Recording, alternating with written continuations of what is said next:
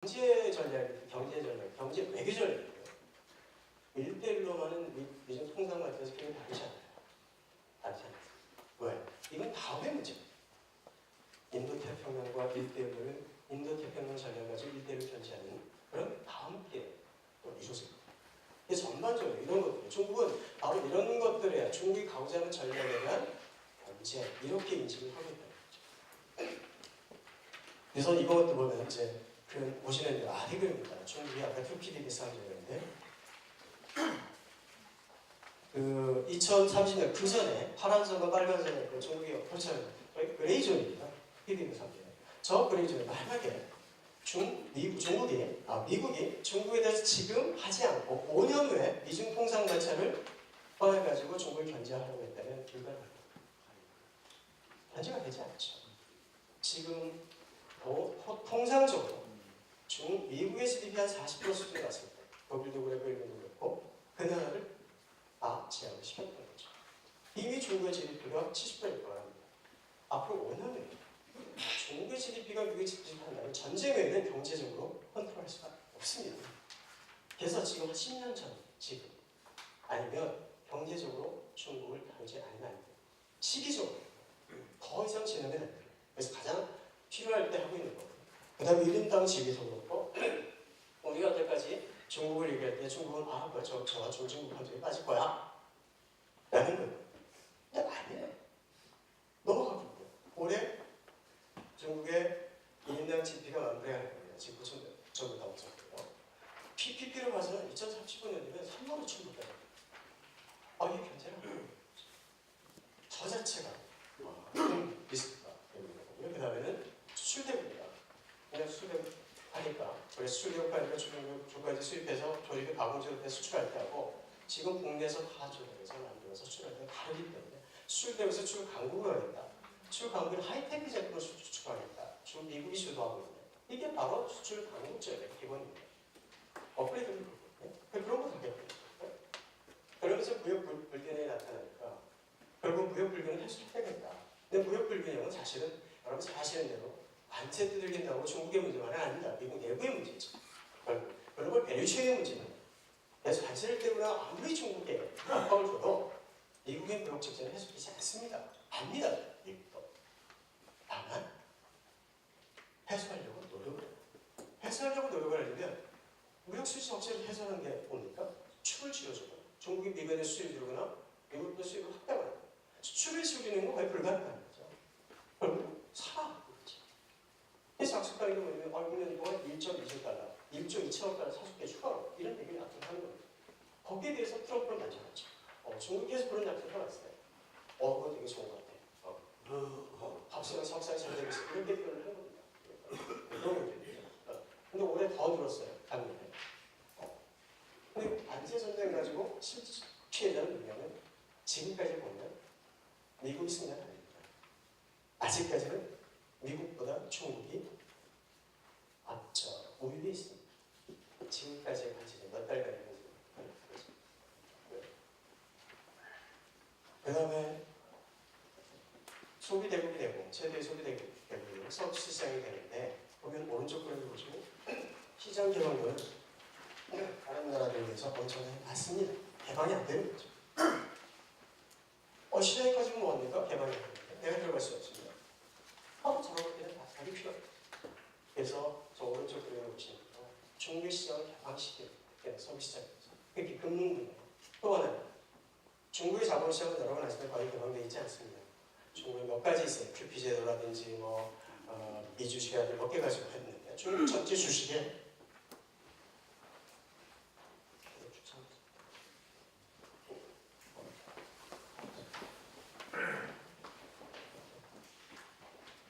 결국은 미국이 원하는 건 중국의 자본시장입니다. 중국 주식시장이 한 2% 정도밖에 개방되어 있지 않아요. 결국은 중국의 자본시장을 건드려서 중국 자본시장 투입을 해야 사실은 중국을 컨트롤할 수 있기 때문입니다. 그래서 금융시장, 다음에 자본시장까지 연결을 하게끔 이제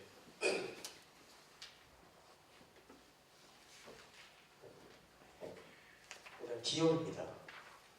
아까 말씀드린 대로 인터넷 플러스 빅데이터 이런 기반을 통해서 일단 13억이 시장을 가지고 있고 국내에 그 그런 기업들이 국내에서 규모의 경제를 기반으로 해서 테스트해서 그들이 가진 기술력을 향상시킨 기업들이 해외로 나오기 시작했고, 자, 부족한 기술은 해외에 기술을 가진 기업을 매집을 통해서 합니다. 그래서 미국에 대한 투자를 늘리고 해외 투자를 늘리는 겁니다.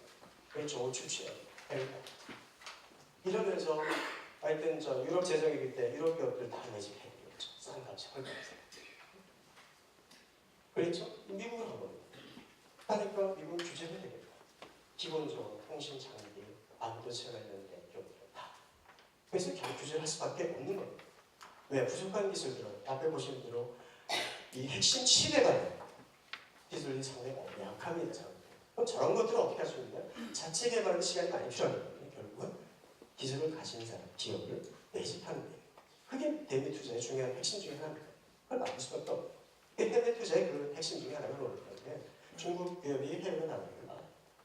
그러다 보니까 미중 통상 마찰이 미중 통상 마찰에서 중국이 어떤 인식을 갖고 있느냐죠. 상당히 중요해요. 앞으로 이 문제를 풀어가는 미중 가치를 어떻게 정리될 거냐는 중국은 그걸 어떻게 보죠? 분명히 미국의 의도는 보이죠.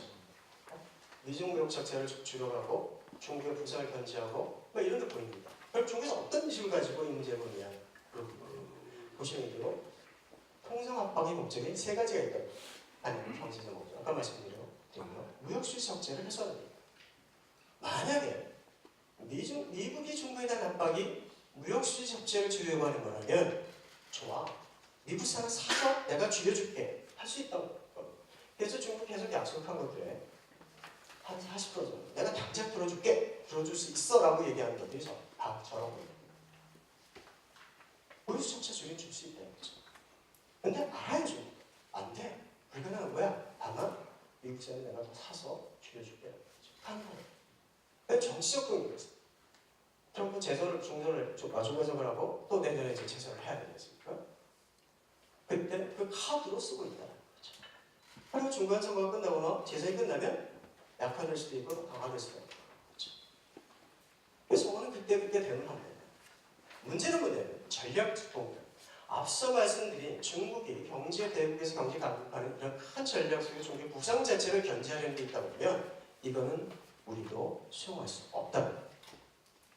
결국은 중국의 부상에 대해서 전략적 동기에 대해서 상당히 강력하게 대응할 수밖에 없고 반응할 수밖에 없고 그러다 보니 세 가지가 있어요. 근데 중국 내에서 인식된 뭐냐면 이걸 해석하면서 중국에서 보니까 중국의 추격에 대해서 미국은 인정하지 않는다. 당연하죠. 그렇죠? 그건 중국의 인식입니다. 그다음에 중국식 모델, 자기가 중국식 모델, 중국식 사회주의 시장 경제 막 얘기를 하지만 그것도 인정을 안 해줘. 안 하죠. 당연히. 얘기할 수 없죠. 사회주의에 대한 적대감 이런 것도 미국에서 선생님. 또 하나는 뭐냐면 중국의 발전이 미국이 지금 도움이 될 줄 알았는데 이제 보니까 전에 보면 모든 보고서들이 그렇죠. 그렇죠? 히트 나발의 보고서도 그렇고 중국의 부상은 전혀 미국에 도움이 되지 않는다. 그런 인식들이 있어요. 그런 과정에 말씀드린 대로 중국은 나는 강국이 되겠다. 현대 강국이 되고 제조 강국이 되고 인터넷 강국이 되고 그다음에 빅데이터 강국이 되고 모든 강국이 되겠다는 무역 강국이 되겠다. 이런 것들이 자꾸 필요한 거죠. 특히나 1대1로 관련 전략. 아까 말씀드린 아직까지 이 문제를 구체적으로 컨트롤 제어를 하고 있지 않습니다. 앞으로 큰 문제가 되죠. 여러분 또 하나는 지금 여러분 아시는 대로 중국에도 상해에도 원유 선물사가 있습니다. 전체 원유의 한 10%가 강세거든요. 이거 봐. 원유까지. 그 다음에 위안화 복지합니다. 지역 통화가 좀 좋지만 글로벌 통화가 되겠다? 달러 패널이 도저히 있죠. 원유 달러까지 도저히 용납이 안 되는 거예요. 그렇죠? 그래서 전체적으로 보면 이런 인식을 가지고 있구나. 미국이 중국에 대해서. 이게 중요한 인식이기 때문에 그렇다면 여기서 어떻게 대응을 해요? 하나의 대응은 뭐냐면 대화로 해결하자. 이게 지금 중국의 전략이거든요. 하나의 대화하자. 그 다음에는 강경대응. 두 번째는 개방대응. 개방대응은 뭐냐면 결국은 중국은 개혁과 개방을 통해서 계속 제도를 붙여왔습니다. 그리고 시스템이 바뀌려면 결국은 본인도 내부 개혁을 해야 돼요. 중국만의 이 이칼방추라는 개방을 통해서 국내 개혁을 하는 겁니다. 중국의 WTO 가입해서 2001년 WTO 가입해서 국내 제도를 상당히 많이 바꾸었죠. 그러나 지금 미중 통상만 제는 중국의 인식은 뭐냐면 제2의 WTO 가입으로 인식을 합니다. 왜? 국내 개혁을 할 수 있는 기회라는 거죠. 그래서 이 세 가지 대응이 있습니다. 강경 대응은 뭐냐면 중국의 핵심 이익에 대해서 보장을 해주지 않으면 미국이 양보를 하지 않으면 거기에 대한 강경 대응, 양보할 수가 없다. 그게 중국 제조20 산업정책이 있어요. 가장 큰 중국 제조20 인터넷 플러스 그 다음에 신장을 역수화한다든지 거기에 대해서는 우리 양보할 수 없다. 이런 것들이 있습니다. 그게 이제 세 가지 되는데 그 중에 강경령은 협상령은 우리는 전쟁을 원하지 않고 전쟁을 원하지 않는답니다. 전쟁을 원하지 않고 그래서 신용국제관계 원칙에서 충돌도 하지 않고 대항도 하지 않고 상호존중하고 공감의 철학을 공유해서 우리는 미국과 협력을 하겠다. 네, 그렇죠. 그랬고 그러다 보니까 고위급 대화를 통해서 한 겁니다. 그래서 G20 정상회담 때 시진핑과 트럼프가 만나서 지금 3월로 계속 협상 중입니다. 그리고 또 하나는 뭐냐면 국제사회를 통해서 공존하겠다는 거죠. 미국이 일방주의를 가고 자국 우선주의를 가고 그런 것들을 국제사회를 통해서 단계를 통해서 주변국의 협조를 구하겠다. 라는 게 이제 중국의 하나의 전략 중에 하나입니다. 그래서 대화를 통해서 해결한다. 그래서